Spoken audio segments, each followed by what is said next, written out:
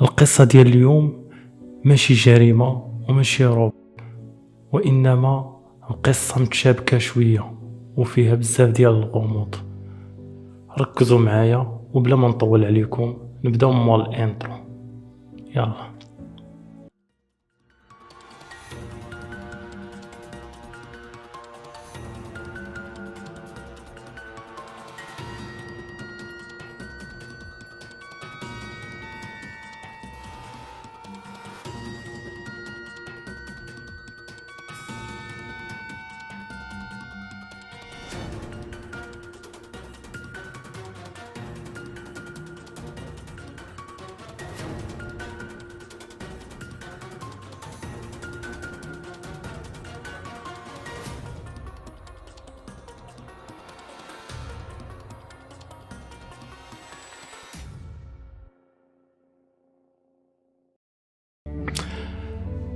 البطل ديال القصة ديالنا سميتو بوبي دونبار، تولد في 1908 ووالديه هما بيرسي وليزي دونبار، واللي كانوا عايشين في واحد المدينة صغيرة، وعنده خوه سميتو اولينزو.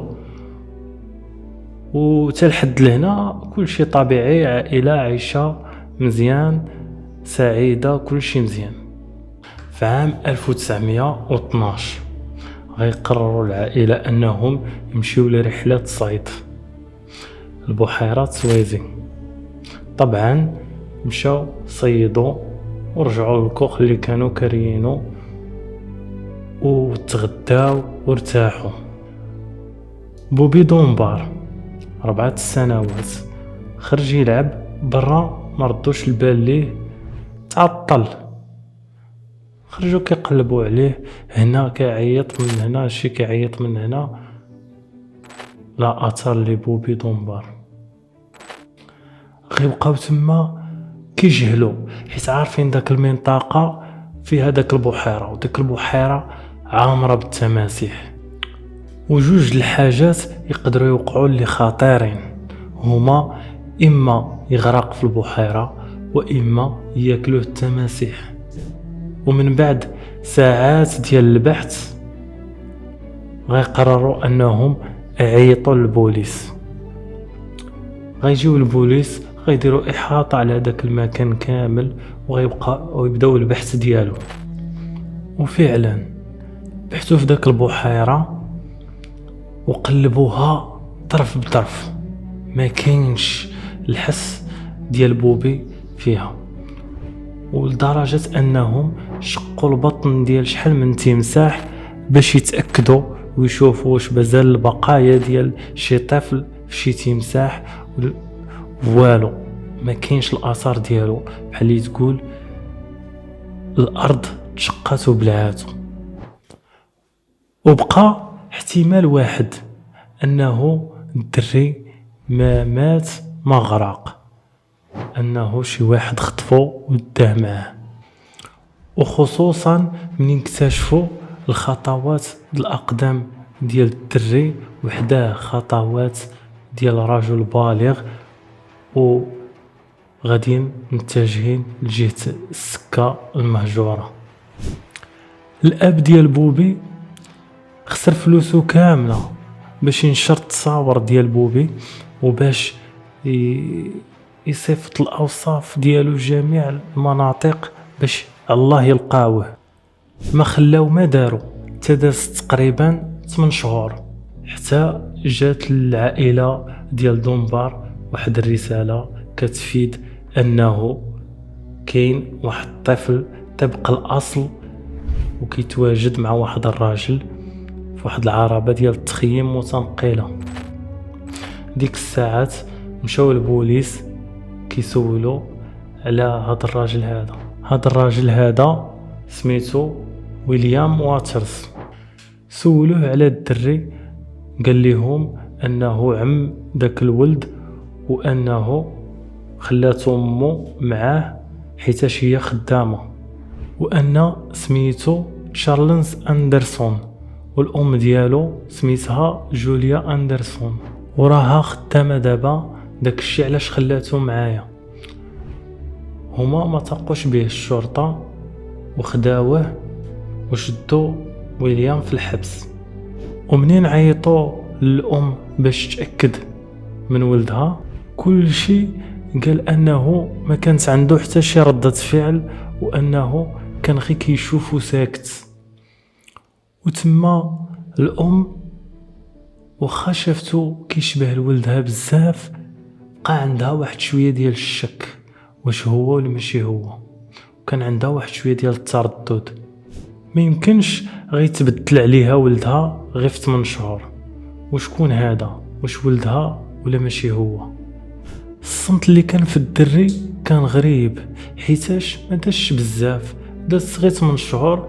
والدري ما فرح حيت تلاقى مو وخوه وعائلته، ما دار حتى شي رياكسيون،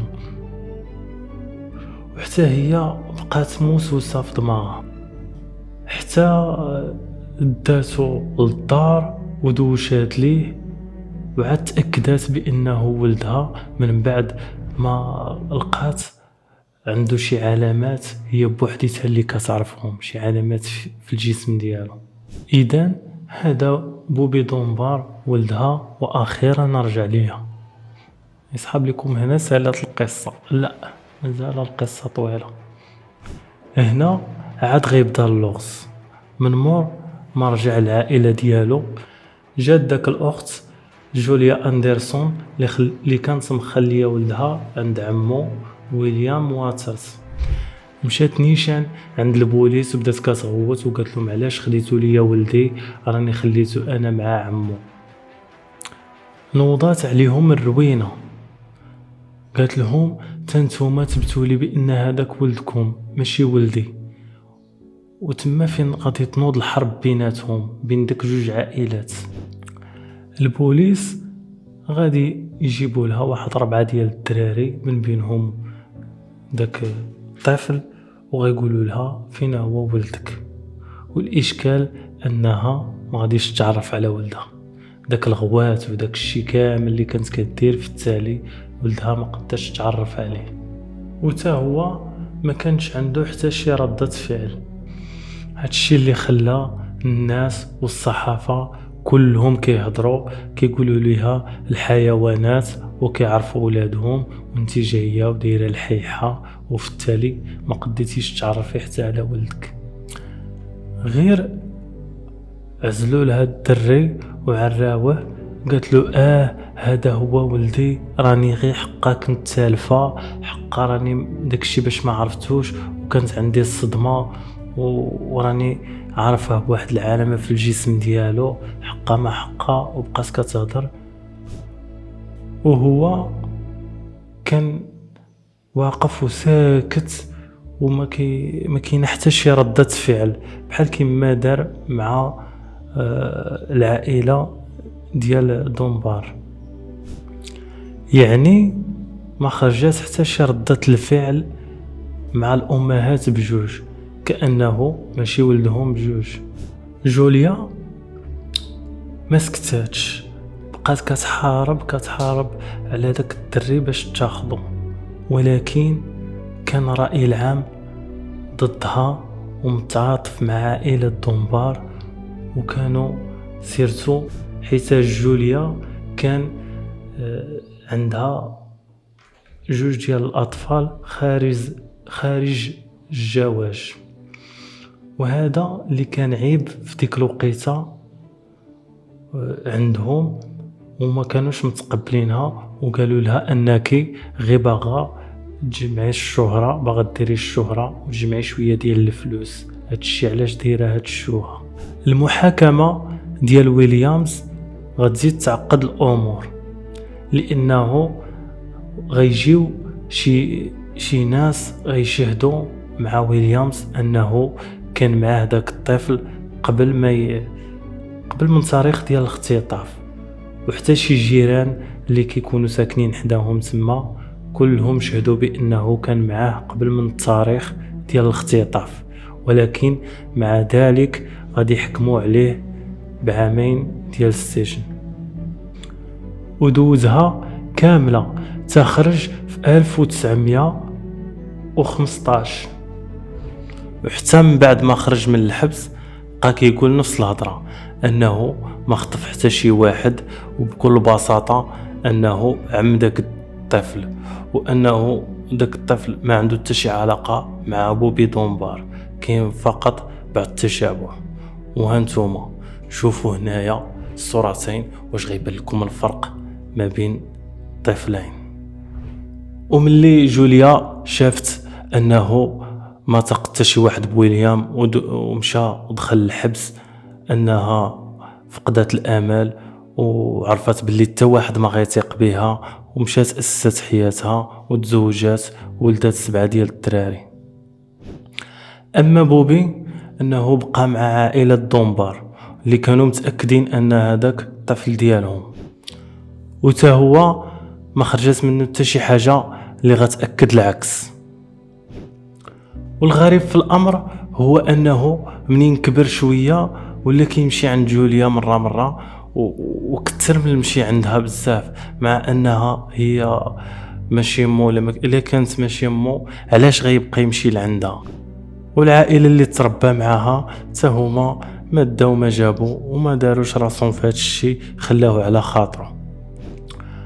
بوبي عاش حياة طبيعيه وكبر وتزوج وولد 4 ديال الوليدات حتى العام 1966 توفى بوبي.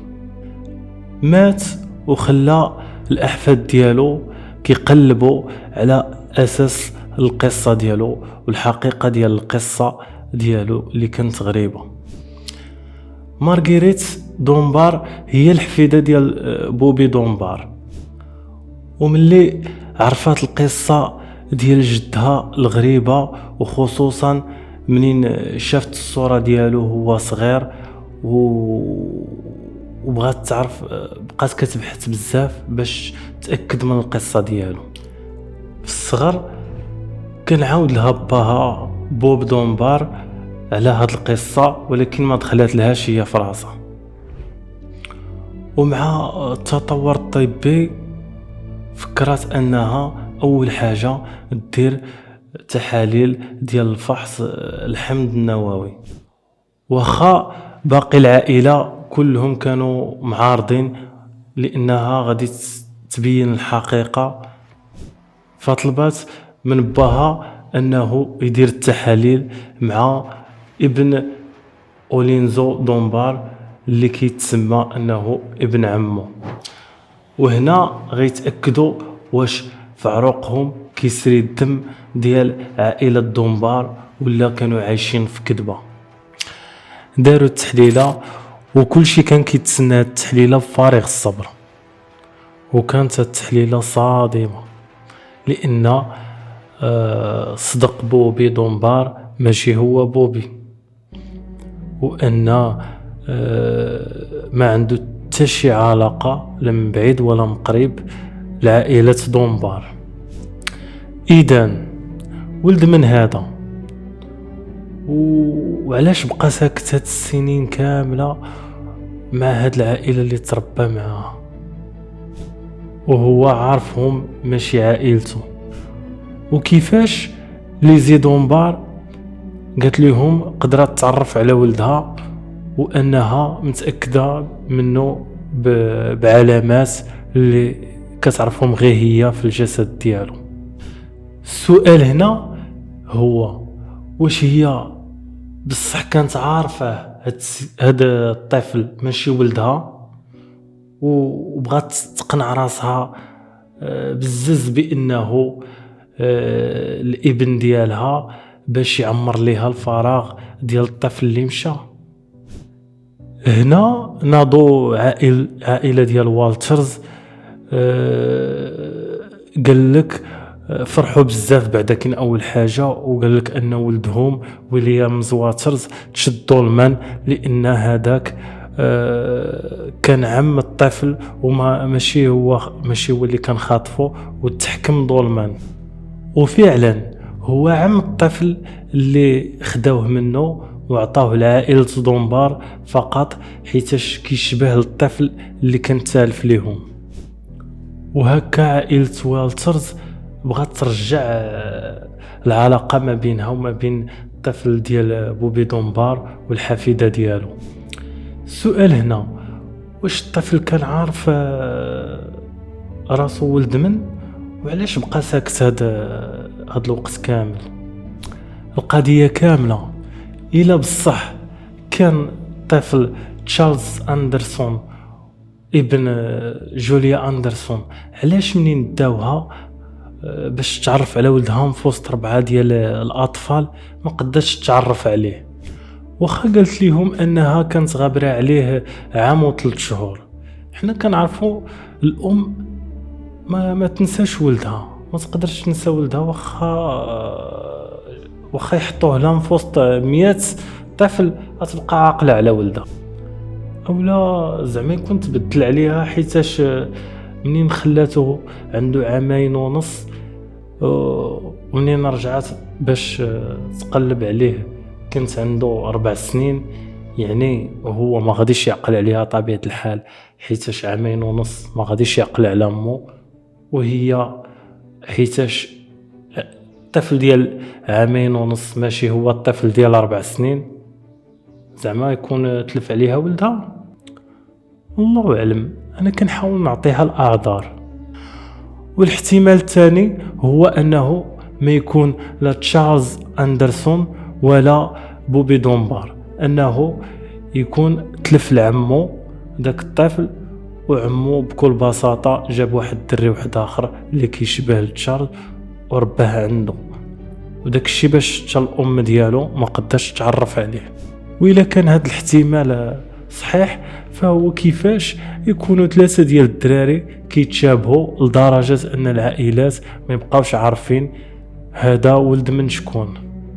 ومن الواضح أنهم عائلة بوبي دونبار كانوا عارفين باللي هذاك ماشي ولدهم، ومنين داوه للدار خافوا لي يفقدوه، وكانوا تعلقوا به ديك الساعات، وداك الشيء باش مشاو صرحوا للسلطات انهم قدوا يتعرفوا عليه من شي علامات كاين في الجسم ديالهم الام ديالو اللي كتعرفوا.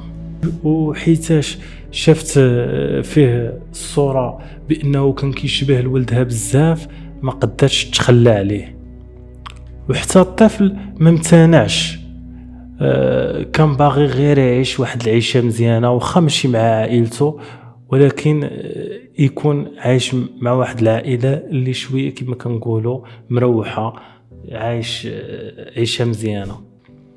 وحيتاش منين كانوا ولادو صغار كان عاود لهم قصصه، وكان واحد في ولادو قال له كيفاش نتايا عرفتي راسك باللي انت هو بوبي دونبار؟ جاوب ديك الساعات الاب بوبي واحد الجواب غريب، قال له انا عارف راسي شكون وعارفك نتايا شكون، وحتى حاجه ما غتبدل الا قلت لك شكون انا ولا شكون انت، كنبقى انا هو انا وانت هو انت. ومن هذه الجمله الغريبه كنكتشفوا بان بوبي كان عارف راسو هو شكون، وفضل انه ينتحل الشخصيه ديال واحد اخر ويعيش ويخزن السر ديالو طول حياته.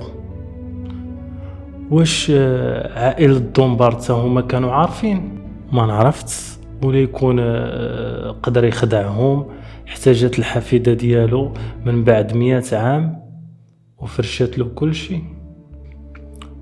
ودابا منين عرفنا باللي بوبي ما صدقش بوبي، وما عارفينش حتى العائله ديالو الحقيقيه شكون هي، فمنطقيا قالوا انه من عائله والترز ابن جوليا، حيتاش منين كبر كان كيزورها ديما، فمنطقيا انه يكون ولدها. وهنا غنتسائلوا فين هو بوبي دونبار الحقيقي؟ واش كان مختطف وعاش في شي بلاصه حتى هو وكبر، ولا مات وما قدروش يلقاو الجثه ديالو، ولا فين هو؟ فعلا اسئله ما عندهم حتى شي جواب. وما تنساوش تخليو لنا الاراء ديالكم في التعاليق، وديروا جيم طبعا الى عجبكم الفيديو، وتشتركوا في القناة باش يوصلكم كل جديد. نتلاقاو نهار الخميس الجاي في حلقة جديدة ان شاء الله.